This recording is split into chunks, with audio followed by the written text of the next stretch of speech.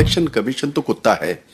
कुत्ता बनके नरेंद्र मोदी जी के बंगले के बाहर बैठते ये सारे जितनी भी एजेंसीज है। चुनाव आयोग कुत्ते की तरह मोदी के बंगले के बाहर बैठता है। ये भले ही ये बयान आपको सुनने में अजीब लग रहा हो, लेकिन यह कहना है कांग्रेस के नेता भाई जगताप। उनका यह कहना है, उनका नाम है भाई जगताप और कांग्रेस के बड़े नेता हैं।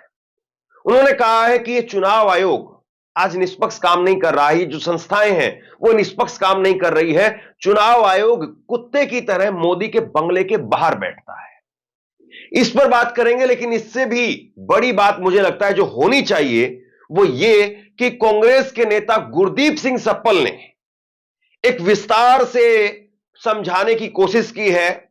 उन्होंने बाकायदा 19 अक्टूबर को महाराष्ट्र चुनाव में वोटिंग से पहले 19 अक्टूबर को चुनाव आयोग को एक लेटर लिखा था और उस लेटर के अंदर उन्होंने बताया था कि कैसे 10-10 हजार वोट कांग्रेस के नेताओं के, कांग्रेस के समर्थकों के, लोगों के वो काटने का काम किया और उसकी वजह से 47 लाख वोट बढ़ भी गए और 47 लाख वोट घट भी गए, क्योंकि जो वोट काटे गए उनकी जगह पर यानी 10 हजार वोट कांग्रेस के काट दिए और उसके बाद में 10-10 हजार वोट भाजपा ने अपने फर्जी वोट बनवा दी। बहुत गंभीर आरोप लगाए हैं और उसके साथ में उन्होंने बाकायदा आंकड़े भी दिए हैं कि कैसे ये वोट घटे, कैसे ये वोट बढ़े। बहुत विस्तार से उन्होंने समझाया है, उस पर बात करेंगे डिटेल में। और सवाल अब सबसे बड़ा ये कि कांग्रेस को लगता है कि चुनाव आयोग कुत्ते की तरह मोदी के बंगले के बाहर बैठता है, चुनाव आयोग पूरी तरह से निष्पक्ष नहीं है, या चुनाव में लगातार धांधलियां होती रही और चुनाव आयोग से कांग्रेस पार्टी शिकायत करती रही। 19 अक्टूबर को शिकायत करी, यानी एक महीने पहले 20 नवंबर को वोटिंग हुई है, उससे एक महीने पहले अगर चुनाव आयोग से स्पेसिफिक कुछ मुद्दों को लेकर के कांग्रेस ने शिकायत की और चुनाव आयोग ने उस पर अगर काम नहीं किया और उसकी वजह से अगर कांग्रेस पार्टी हार गई, तो क्या फिर कांग्रेस पार्टी इतनी हिम्मत दिखाएगी कि आने वाले विधानसभा चुनावों को वो बहिष्कार कर दे? क्या दिल्ली के अंदर कांग्रेस पार्टी चुनाव में हिस्सा लेगी या बहिष्कार कर देगी? ये एक अपने आप में बड़ा सवाल है। बहरहाल पहले एक बार जरा आप सुन लीजिए कि कांग्रेस के नेता भाई जगताप क्या कह रहे हैं। इलेक्शन कमीशन तो कुत्ता है।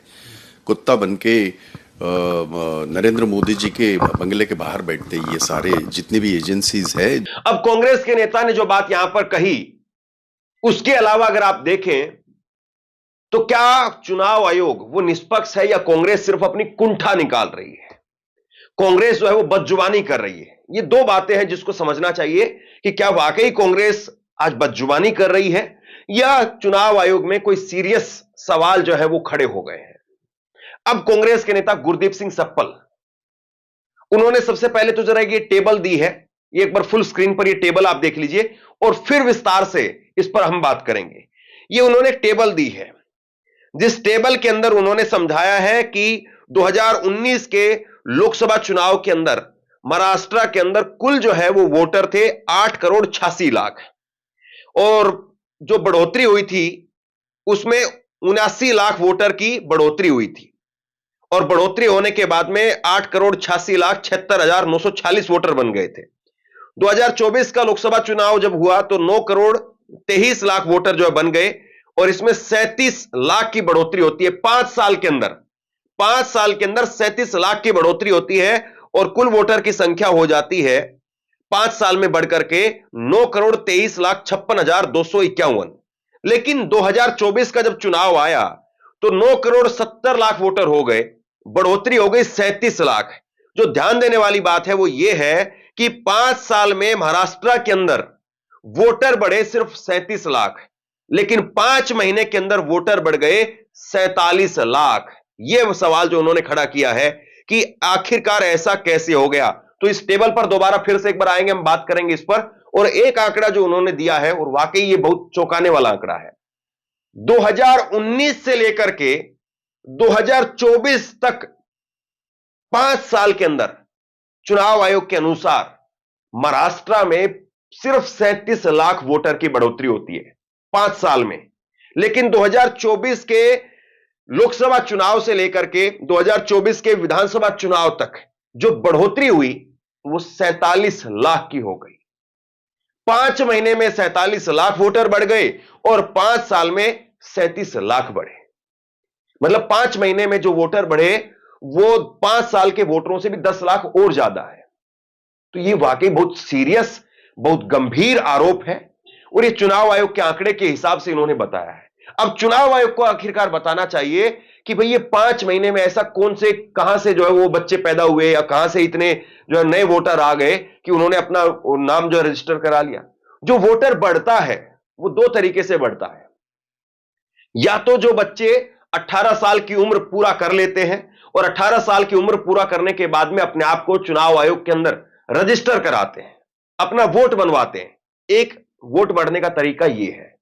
दूसरा वोट बढ़ने का तरीका यह है कि कोई महाराष्ट्र का आदमी था, वो बाहर कहीं पर रह रहा था, वो वापसी महाराष्ट्र में आ गया और महाराष्ट्र में आकर के उन्होंने अपना दोबारा से पहचान पत्र वगैरह सब कुछ बनवाने का काम किया। या बाहर के कहीं के व्यक्ति हैं, मान लीजिए कि यूपी का आदमी है, कोई वो महाराष्ट्र में रह रहा है, वहीं पर अपना उसने काम सेटल कर लिया है और वहीं पर उसने अपना पहचान पत्र बना लिया है। लेकिन इन लोगों की जो संख्या होती है वो बहुत कम होती है। लाख 2 लाख में पूरी संख्या जो है सिमट करके रह जाती है कि पूरे महाराष्ट्र में लाख 2 लाख ऐसे आदमी होंगे। ज्यादातर जो संख्या होती है वो 18 साल की उम्र पूरा करने के बाद में जो बच्चे होते हैं उनकी होती है।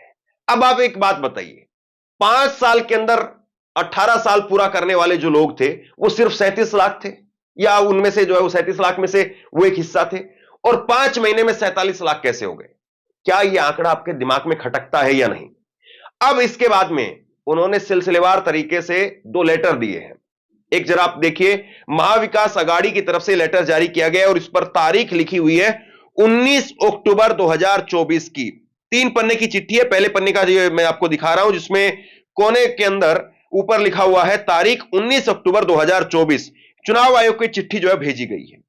इस चिट्ठी पर जो साइन किए गए हैं, इस चिट्ठी पर साइन है नाना पटोले कांग्रेस के प्रदेश अध्यक्ष के साइन है, बाकी उद्धव ठाकरे के शिवसेना उनके तरफ से साइन किए गए हैं, शरद पवार की तरफ से उनके भी साइन है।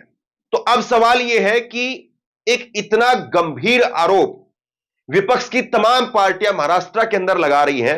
19 अक्टूबर को चिट्ठी भेजी जाती है, 1 महीने पहले। 1 महीने बहुत मुकम्मल समय होता है अगर कोई गड़बड़ी है, धांधली है, उसको ठीक करने के लिए। लेकिन आप बताइए क्या क्या किया गया। अब जो इन्होंने आरोप लगाए हैं, मैं आपकी स्क्रीन पर आपको जो स्क्रीन पर वो दिखा रहा हूं, देखिए। इन्होंने कहा कि महाराष्ट्र चुनाव की पहेली, और क्या पहेली है? ये पहेली ये है कि महाराष्ट्र चुनाव के अंदर 19 अक्टूबर 2024 को एमवीए यानी महाविकास आघाड़ी गठबंधन दलों ने भारत के चुनाव आयोग को लिखा कि भाजपा बड़े पैमाने पर मतदाता सूची में धोखाधड़ी कर रही है, जिसमें प्रत्येक निर्वाचन क्षेत्र में महाविकास आघाड़ी के 10,000 वोटों को हटाने का बीजेपी का लक्ष्य है। चुनाव आयोग को यह भी बताया गया कि भाजपा हटाए जा रहे 10,000 नामों को छिपाने के लिए 10,000 फर्जी वोटर भी जोड़ रही है। अब जरा आसान भाषा में समझिए क्या क्या कह रहे हैं।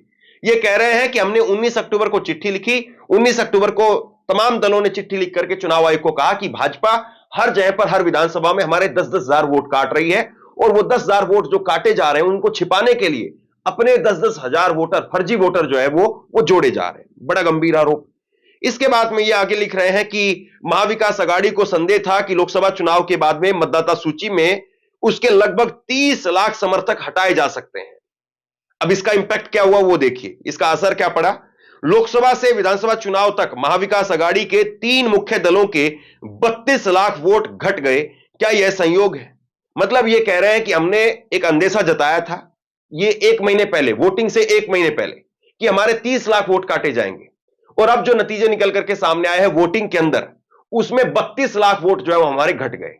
तो क्या हम जो कह रहे थे 1 महीने पहले, मतलब चुनाव के बाद में आप जो कहते हैं तो उस पर जो है संदेह किया जाता है कि आप अपनी हार मिटाने के लिए, अपनी हार छुपाने के लिए इस तरह की बात कह रहे हैं। लेकिन वोटिंग से 1 महीने पहले ये सारे आंकड़े दिए गए हैं जो अभी आपको मैं बता रहा हूं, तो इसलिए गंभीर हो जाता है।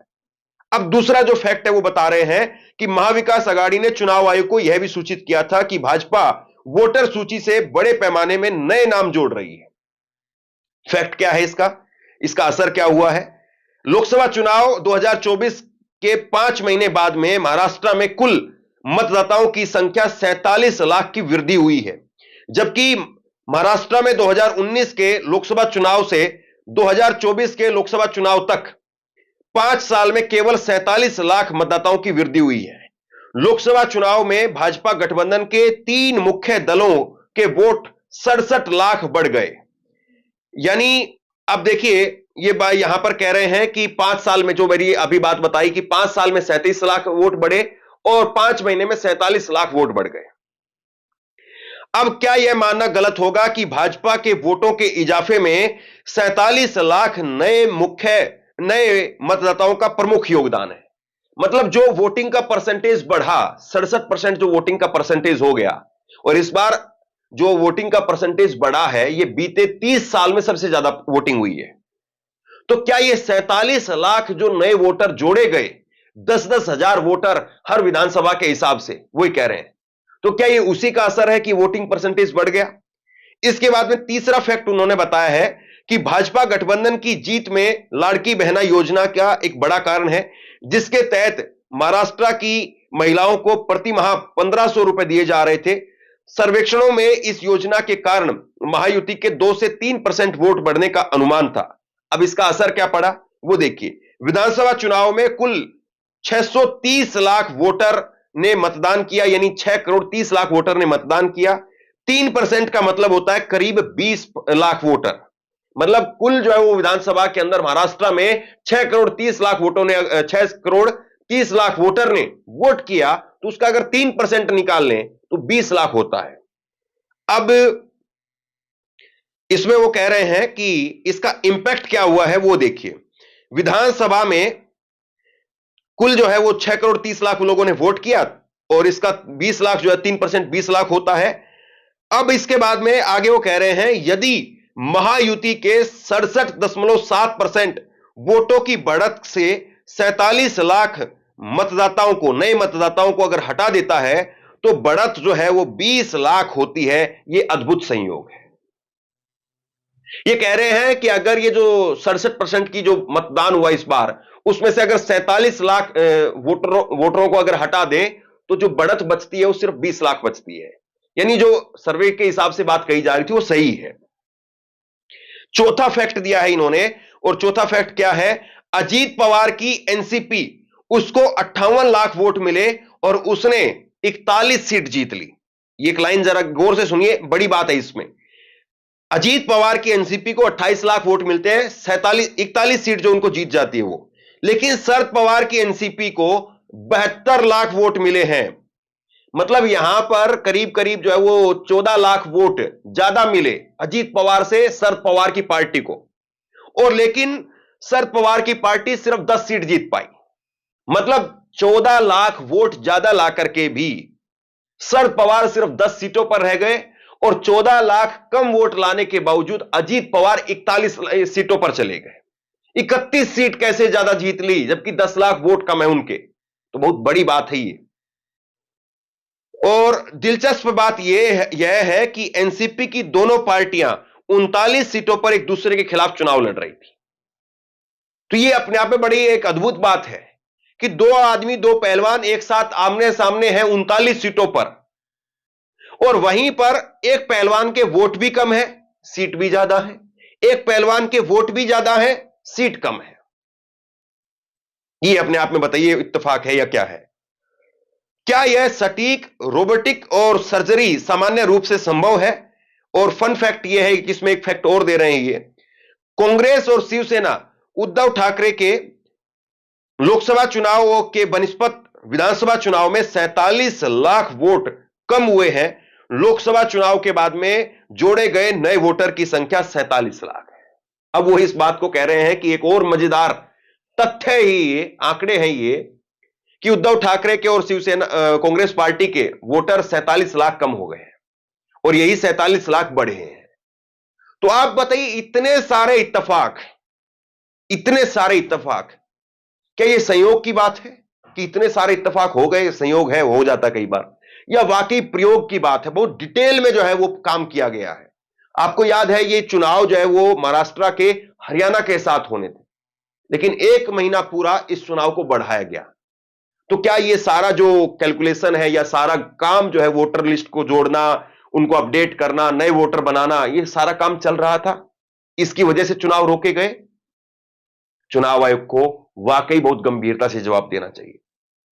शायरी से काम नहीं चलेगा। और अगर फिर भी चुनाव आयोग अगर इस पर गंभीरता से जवाब नहीं देता है, या कांग्रेस के जो आंकड़े हैं कांग्रेस उससे सेटिस्फाई नहीं होती है, तो क्या कांग्रेस पार्टी इतनी हिम्मत दिखाएगी कि फिर वो दिल्ली के चुनाव को रद्द कर दे, मतलब अपनी तरफ से हट जाए पीछे? देखिए, किसी न किसी को तो यह काम करना पड़ेगा। या तो चुनाव आयोग को यह काम करना पड़ेगा कि वो कांग्रेस को सेटिस्फाई करे, एक्सपोज करे, बेनकाब करे, बताए जरा डिटेल में क्या हुआ है, या फिर चुनाव आयोग से कांग्रेस पार्टी पीछे हट जाए और चुनाव आयोग से कांग्रेस कह दे हम चुनाव नहीं लड़ रहे हैं। कहीं ना कहीं से तो तमाचा पड़ना चाहिए, उसके बगैर इलाज नहीं है। इस खबर को शेयर कीजिए, क्योंकि डिटेल में इस खबर पर हम लोगों ने बात की है और कई सारे गंभीर आरोप जो इस खबर में लग रहे हैं। आप क्या सोचते हैं?